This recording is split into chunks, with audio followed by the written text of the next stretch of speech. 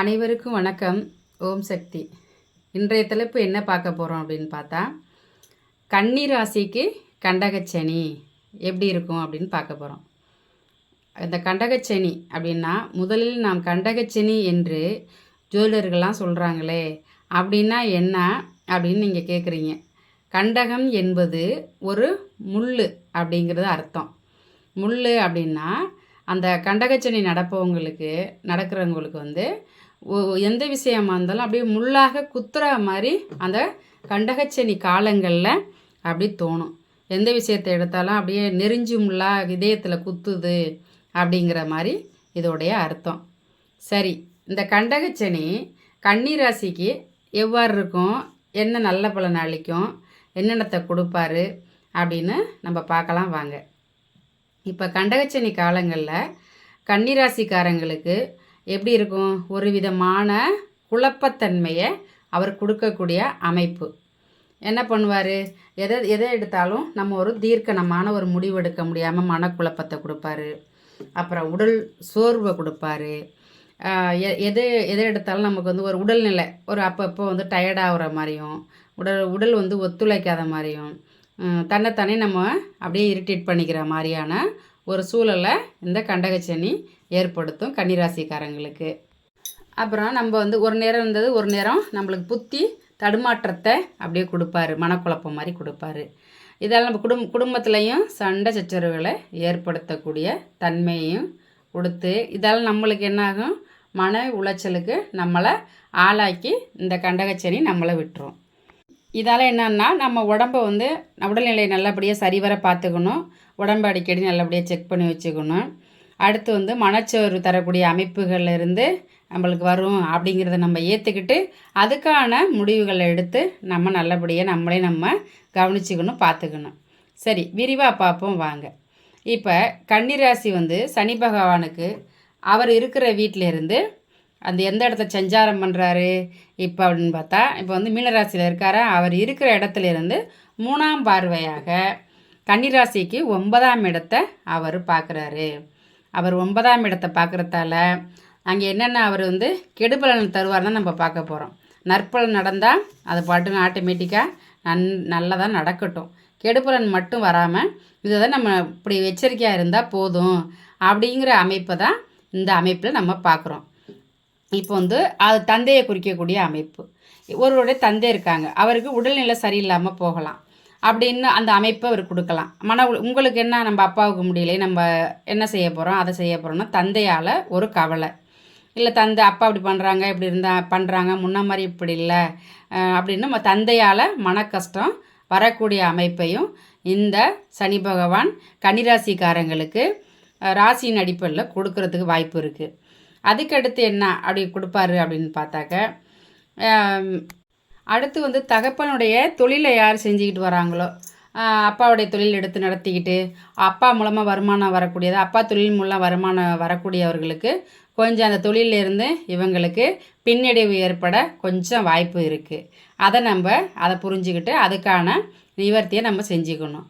அடுத்து இவங்களே வேலை செய்கிறவங்கள என்னடா இவ்வளோ கஷ்டப்பட்டு இவ்வளோ உழைச்சி இவ்வளோ நம்ம மிச்சம் பண்ண முடியல, கையிருப்பு ஒன்றுமே மிச்சம் பண்ண முடியலையே, எல்லாமே நம்மளுக்கு இந்த மாதிரி ஆகுதே அப்படிங்கிற மனச்சோர்வும் இவங்களுக்கு ஏற்படுறதுக்கான வாய்ப்பு உள்ளது. அதால் இந்த மனச்சோர்விலிருந்து நம்ம விடுபடுறதுக்கான இதை நீங்களே முடிவு பண்ணி அதுலேருந்து நீங்கள் நிவர்த்தி ஆகிக்கிறணும். அடுத்து என்ன, படிச்சுக்கிட்டு இருக்கிறவங்க படித்து முடிச்சுட்டு பட்டத்துக்காக ஒரு பட்டம் பதவிக்காக காத்துக்கிட்டு இருக்காங்க அப்படின்னா அந்த பட்டம் பதவி கொஞ்சம் லேட் ஆகக்கூடிய தன்மையும் இந்த 9ஆம் வீட்டை சனி பார்க்குறதால இந்த கன்னிராசிக்காரங்களுக்கு கொஞ்சம் தாமதப்படும். அதாலேயும் மனச்சோர்வு நம்ம அடைஞ்சிடக்கூடாது. இதையெல்லாம் இப்படி தான் நடக்க போகுது அப்படின்னு அதுக்கான உத்வேகத்தை நம்ம கையெடுத்து நம்ம நல்லபடியாக சீரமைச்சிட்டு வரணும். அடிக்கடி நம்ம என்ன செய்யணும், இந்த கன்னிராசிக்காரங்க பக்கத்தில் இருக்க கோயில்களுக்கு அடிக்கடி இப்போ போயிட்டு அது கூட ஒரு அர்ச்சனையை பண்ணி ஒரு நிவர்த்தியாக அதுக்கான கெடுபலன்லேருந்து நம்ம தப்பிக்கணும் அப்படின்னா அடிக்கடி கோயில்களுக்கு சென்று இறைவனோட அருளை நம்ம வாங்குற மாதிரி நம்ம செய்யணும். அடுத்து அவர் கன்னிராசிக்கு அவர் 7ஆம் இடத்துலேருந்து தன்னையே பார்க்குறதால நம்மளுக்கு எங்கே கண்டம் வந்துடுமோ, உயிர் பயம் ஏற்பட்டுருமோ, நம்ம உடம்புக்கு ஏதாவது ஆயிருமோ அப்படின்ற பய அமைப்பெல்லாம் இது கிடையாது. என்ன அப்பப்போ மனநிலையும் நம்மளுடைய ஹெல்த்தையும் வந்து கொஞ்சம் கொஞ்சம் பாதிக்கக்கூடிய தன்மையை ஒழிய எங்கே நம்ம உடல் ரீதியாக ரொம்ப பாதிப்பை கொடுத்துருமோ, இல்லை நம்மளுக்கு மரணத்தை இது கொடுத்துருமோ அப்படின்ற கெட்ட எண்ணங்கள் கெட்ட நினைப்பை வந்து அந்த அளவுக்கு இவர் செய்ய மாட்டார். அப்பப்போ மனசையும் உடம்பையும் கெடுக்கக்கூடிய அமைப்பை இவர் கொடுப்பார். அது ஒன்று. அடுத்து வந்து இவர் 7ஆம் வீட்டில் கன்னிராசிக்கு 7ஆம் வீட்டில் இருந்து சஞ்சாரம் பண்ணுறாரு. அப்போ 7ஆம் வீட்டில் இருந்து சஞ்சாரம் பண்ணும்போது இவர் என்னென்னத்தை கெடுப்பார் அப்படின்னு கேட்டால், வேலையாட்கள். இப்போ நம்ம ஒரு வேலை செஞ்சிகிட்ருக்கோம், அங்கே வேலையாட்கள் இருப்பாங்க. அந்த வேலையாட்கள் வந்து நம்மளுடைய தொழிலுக்கு ஒத்துழைக்க மாட்டாங்க. நம்ம ஒன்று சொன்னால் அவங்க ஒன்று செய்வாங்க. அந்த மாதிரி நம்மளுக்கு வேலையாட்கள் வந்து ஒத்துழைப்பு தந்து நம்மளுடைய வேலைகளில் கவனம் செலுத்த வாய்ப்பு இல்லை. அந்த வேலையாட்கள் வந்து நம்ம சம்பளம் பத்தலை அதை பத்தலைங்கிற ஒரு இதில் வேலையாட்கள் வர்றதுக்கு கொஞ்சம் சிரமப்பட வாய்ப்பை அவர் கொடுப்பாரு. அடுத்து என்னென்னா, நம்ம ஒரு தொழில் பண்ணுறோம், பார்ட்னரோட தொழில் பண்ணிக்கிட்டு இருக்கோம். அப்போ பார்ட்னர் வந்து நீங்கள் அது பத்தலை இது பத்தலை எனக்கு ஒத்து வராது அப்படின்ற மனக்கசப்பு இந்த பார்ட்னர் கூட கருத்து வேறுபாடு ஏற்படவும் ஒரு வாய்ப்பை இந்த கண்டகச்சனி கொடுப்பாரு. இந்த அமைப்பெல்லாம் நம்ம தவிர்த்துக்கிறணும். இதெல்லாம் தவிர்க்கிறதுக்கு நம்ம எப்படி தவிர்த்துக்கலாம்? சரி, இப்போ நம்ம டைம் சரியில்லை, நம்ம அதுக்கு தக்கவாறு நம்ம நடந்துக்கணும் அப்படின்னு நம்ம தான் நம்மளை திருத்திக்கணும். அடுத்து வந்து நண்பர்கள். நம்ம வந்து பிஸ்னஸையும் தாண்டி வேலையும் தாண்டி நண்பர்கள்னு இருப்பாங்க. அந்த நண்பர்கள்கிட்ட கொஞ்சம் நம்ம கவனமாக பழகிக்கிற வேண்டிய காலகட்டம் இந்த காலகட்டம். மற்ற புது நண்பர்கள் யாரும் வந்து கெட்ட நண்பர்கள்கிட்ட வந்து ஏற்படாதவன்னா நம்ம பார்த்துக்கணும். நண்பர்களால் நம்ம மன உளைச்சலை கொண்டு போய் வெட்டுறோம். கெட்ட நண்பர்களுடைய சவகாசம் நம்ம அந்த டைமில் வச்சிக்கவே கூடாது. ஆணாக இருந்தால் பெண்கள் கூட பேசுகிறது பழகிறது கவனமாக பேசணும் பழகணும். பெண்ணாக இருந்தால் ஆண்கள் கூட பேசுகிறத பழகிறத வந்து கவனமாக வச்சுக்கிறணும். ஏன்னா இதை கெடுக்கக்கூடிய அமைப்பை இந்த 7ஆம் இடத்து சனி செய்வார். அப்புறம் சக கூட்டாளிகள், நம்ம கூட இருக்கிற அத்தனை நண்பர்கள் கூடயும் நம்ம பத்திரமா இருக்கக்கூடிய கவனமாக இருக்கக்கூடிய ஒரு காலகட்டத்தை இவர் கொடுக்குறாரு.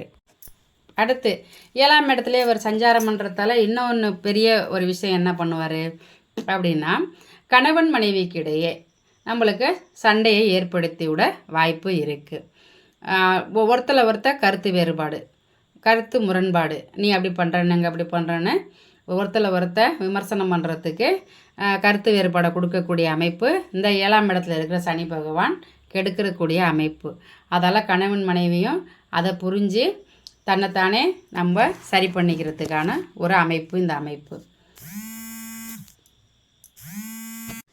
அடுத்து என்ன செய்வார் அப்படின்னா, காதலன் காதலிக்குள்ளே கொஞ்சம் கருத்து வேறுபாடு வரலாம், மிஸ் அண்டர்ஸ்டாண்டிங் வரலாம்.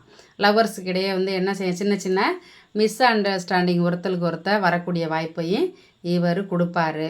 அப்போ அதை கவனமாக பார்த்து வார்த்தைகளையும் நடவடிக்கைகளையும் தகுந்தவாறு கையாளணும். தான் செய்கிற வேலையை வந்து நல்லபடியாக திறம்பட செஞ்சு அது நல்லபடியாக தக்க வச்சுக்கிறக்கூடிய ஒரு காலகட்டம் இந்த காலகட்டம். அடுத்து சனி பகவான் வந்து தன்னுடைய 10ஆம் பார்வையாக கன்னிராசிக்கு 4ஆம் வீட்டை அவர் பார்க்க போகிறாரு. அப்போ பார்க்கும்போது அங்கே என்னென்ன தாயின் உடல்நிலையை பற்றி உங்களுக்கு கவலையை கொடுக்கணும் அப்படிங்கிறது இந்த விதி. தாய்க்கு உடம்பு சரியில்லாமல் போகலாம், இல்லை ஒரு மருத்துவ செலவை ஏற்படுத்தலாம். ஏதோ அம்மாவால் நம்ம மன கஷ்டப்படக்கூடிய ஒரு அமைப்பை இவர் கொடுக்க போகிறாரு. அப்படிங்கிறப்போ அதால் அம்மா வந்து பத்திரமா பார்த்துக்கணும், கவனமாக பார்த்துக்கணும். சரி, இதெல்லாம் ஏற்பட போகுதுன்னு நம்ம கொஞ்சம் அம்மாள்கிட்டேருந்து நம்ம கொஞ்சம் வாக்குவாதம்லாம் பண்ணாமல் மனச்சோர்வு அடையாத அளவுக்கு நம்ம பார்த்துக்கிறணும். அடுத்து என்னன்னா, நம்மளுடைய வீடு, ஒரு வீட்டை பராமரிக்க போகிறோம், வீட்டை வந்து பழைய வீட்டை புதுப்பிக்கணும், ஒரு பெயிண்டிங் பண்ணணும், அங்கே பூசணும் இங்கே பூசணும், இல்லை புதுசாக ஏதோ ஒன்று ஆரம்பிக்கணும்னு கட்டின வீட்டை நம்ம பழுது பார்க்குற ஒரு அமைப்பை பராமரிப்பு செலவு அப்படின்னு சொல்கிறதையும் இவர் கொடுக்கக்கூடிய வாய்ப்பு இருக்குது. அப்போ பண்ணிக்கலாம். நம்ம இதை வந்து என்ன சுபமாக நம்ம பண்ணிக்கிறலாம். அடுத்து என்ன அவர் கொடுப்பாரு அப்படின்னா, வேறு வீடை நம்ம மாறுவோமா, வேறு இடத்துக்கு போகலாமான்ற எண்ணத்தை இவர் கொடுக்கக்கூடிய வாய்ப்பை இவர் கண்டிப்பாக கொடுப்பாரு. இடம் விட்டு இடம் மாறணும், போவோம் அப்படின்ற அமைப்பை இவர் தூண்டிகிட்டு தான் இருப்பார். அப்படின்னா என்ன, இப்போ வாடகைக்கு ஒருத்தங்க வீட்டில் குடியிருப்பாங்க. அவங்க என்ன செய்வாங்க, நம்ம வேறு வீடு பார்த்துக்கிட்டு நம்ம போகலாம் அப்படின்ற எண்ணத்தை இவர் தூண்டுவார். வேறு வீடு பார்க்கணும் அப்படின்ற எண்ணத்தையும் இவர் கொடுத்து வேறு வீடு பார்க்க வைக்கக்கூடிய அமைப்பையும் இவர் கொடுப்பார்.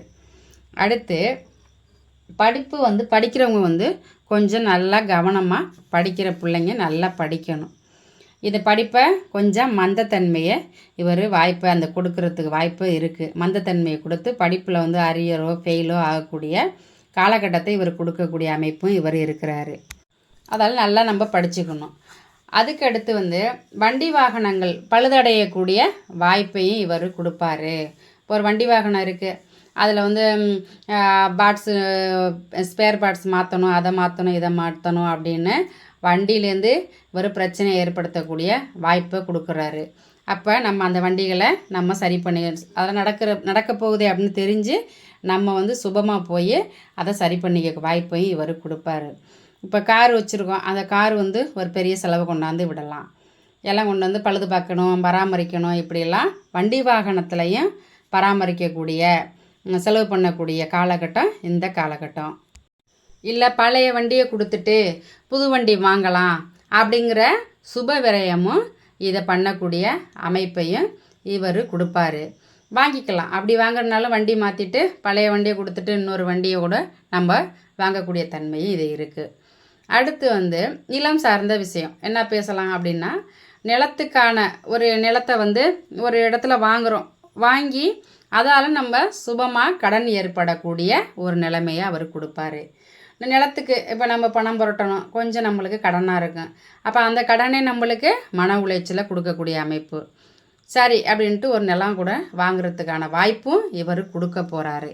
ஏன் கொடுக்க போகிறாரு இந்த விஷயமெல்லாம், ஏன் 4ஆம் இடத்தை நன்மையாக சொல்கிறோம் அப்படின்னா, நம்மளுக்கு குரு பகவான் அங்கேருந்து மிதுனத்திலிருந்து நேராக கன்னிராசியோட 4ஆம் வீட்டை குரு வீட்டை பார்க்குறாரு. அப்போ எல்லாம் சுபத்துவமாக நல்லதே நடக்கணும் அப்படிங்கிறது தான் அமைப்பு. நிலம் வாங்கிக்கலாம், வண்டி மாற்றிக்கலாம், அடுத்து வீடை பராமரிக்கலாம், நல்லபடியாக பெயிண்ட் அடிக்கலாம், வீட்டை பராமரிக்கலாம், அந்த வேலையை செய்யலாம். நம்ம அடுத்து வயல் வாங்கலாம், நிலம் வாங்கலாம், இந்த மாதிரி வாங்கக்கூடிய தன்மையை அவர் கொடுக்க போகிறாரு. அப்புறம் படிப்புக்கான செலவுகளையும் ஒரு மேல் படிப்பு படிக்கிறோம் அப்படின்னு படிப்புக்கான சுபத்துவமான செலவுகளையும் அவர் கொடுக்கக்கூடிய வாய்ப்பு இவர் கொடுக்குறாரு. அப்புறம் கன்னிராசிக்காரங்களாம் என்ன செஞ்சுக்கலாம், ஒரு மண்ணு மனையை வாங்குறதுக்கு ஏற்பாடு பண்ணலாம், வாங்கி அதால் நம்ம சுப விரயம் பண்ணிக்கலாம் அப்படிங்கிற மாதிரி நீங்கள் பண்ணிக்கலாம். என்ன பெரிய ஒரு நற்பயன் அப்படின்னு சொன்னால், எல்லாமே அசுப கடன்களாக செய்யாமல், அசுப கடன் அப்படின்னா என்ன, போய் ஆஸ்பத்திரியில் கொடுக்குறது அசுப கடன், கெட்ட விஷயங்களுக்கு விரயம் பண்ணுறது அசுப கடன், அப்படிலாம் இல்லாமல் நல்ல சுபக்கடனாகவே ஒரு இடம் வாங்கிக்கிறது, பிள்ளைங்களை படிக்க வைக்கிறது, அப்புறம் வண்டி வாகனம் வாங்குறது, இது எல்லாமே நம்ம சுபக்கடனாக நம்ம ஏற்படுத்திக்கிட்டு அதுலேருந்து நம்ம அசுபத்துலேருந்து நம்மளுக்கு நிவர்த்தி பண்ணுறது குரு பகவான் நம்மளுக்கு என்ன இது கன்னிராசிக்காரங்களுக்கு உதவி பண்ணுறாரு. அதான் பெரிய ஒரு ப்ளஸ் பாயிண்ட்டு இந்த கன்னிராசிக்காரங்களுக்கு. அப்புறம் தாயார் அம்மாவுக்கு முடியாமல் இருக்காங்களே, அம்மா இப்படி இருக்காங்க, எதுவும் ஆயிடுமோ, அம்மாவுக்கு எதுவும் முடியாமல் வந்துடுமோ, அம்மாவுக்கு உடல்நிலை இருக்குது, அம்மாவுக்கு ஏதாவது ஒரு சொல்ல முடியாத அளவுக்கு வருது அப்படிங்கிறது எந்த எண்ணமும் வேண்டியதில்லை. அப்பப்போ சின்ன சின்ன நோய்களை கொடுக்கும், நொடியை கொடுக்கும். ஆனால் நிவர்த்தி யார் பார்க்குறாங்க, குரு 7ஆம் பார்வையாக பார்த்து அதையும் தாயையும் சுபத்துவப்படுத்தி நல்லா வச்சுக்கக்கூடிய அமைப்பு தான் இந்த கன்னிராசிக்காரங்களுக்கு நடந்துக்கிட்டு இருக்கு. இது அத்தனை இந்த இப்போ சொல்லக்கூடிய அத்தனை சொன்ன அத்தனை பலன்களும் எதன் மூலமாக சொல்லிகிட்டு இருக்கோம் அப்படின்னா, கோச்சார ரீதியாக தான் சொல்லிகிட்டு இருக்கோம். சனி பகவான் மீனராசியில் சஞ்சாரம் பண்ணி இவரும் நம்ம கன்னிராசிக்கு என்னென்னதை கொடுக்குறாரு, இதெல்லாம் கெடுபலன் தரப்போகிறாரு, இதில் எந்தெல்லாம் நீங்கள் உங்களையே தன்னைத்தானே நம்ம என்ன செஞ்சுக்கணும், வழி நடத்திக்கணும், இதெல்லாம் நம்மளுக்கு வரப்போகுது, இதுலேருந்து நம்ம பாதுகாப்பாக எப்படியெல்லாம் இருக்கலாம் அப்படின்னு தன்னைத்தானே உந்துதல் படுத்தி தன்னைத்தானே திருத்திக்கிறதுக்கான ஒரு வாய்ப்பு தான் இந்த பதிவில் நம்ம சொல்லியிருக்கோமே தவிர, இதெல்லாம் நடந்துடும், அப்படியே நடக்க போகுது, இப்படியே நடக்க போகுது அப்படிங்கிற பயம் பயப்பட வைக்கிறதுக்காக பதிவு இந்த பதிவு கிடையாது. இது எல்லாமே எதன் மூலமாக சொன்னது? கோச்சாரம் ரீதியாக தான் நம்ம சொல்லிகிட்டு இருக்கோம். இதெல்லாம் எப்படி நல்லது நடக்கலாம் அப்படின்னு கேட்டால், இதெல்லாம் நடக்கலை, இது நல்லது நடக்கும் அப்படின்னு நம்ம சந்தோஷப்பட்டணும்னா, நம்மளுடைய ஜனன ஜாதகம், பிறந்த ஜாதகத்தை எடுத்து பார்த்தோன்னா, அங்கே லக்னம் எப்படி இருக்குது, லக்னாதிபதி எங்கே இருக்கார், சனி பகவான் வந்து எந்த ஒரு இடத்துல இருந்து நன்மை செய்ய போகிறாரு, நல்ல இடத்துல இருக்காரா அப்படின்னு தன்னுடைய பிறந்த ஜாதக அமைப்பில் அவங்களுக்கும் தசா புத்திகளுக்கு ஏற்ப இந்த பலன்கள் மாறுபடும். இது அத்தனையும் கோச்சாரத்தில் சொல்கிறோம். இது அத்தனையும் எல்லாருக்குமே நடந்துருமா அப்படின்னா எல்லாருக்குமே நடக்காது. ஆனால் இதெல்லாம் நடக்கக்கூடிய வாய்ப்புகள்லாம் இருக்குது. அதற்கு நீங்கள் எச்சரிக்கையாக இருங்க அப்படின்னு சொல்கிறது தான் இந்த பதிவின் கருத்து. இத்தோட என்னோடய உரையை முடிச்சுக்கிறேன். வணக்கம்.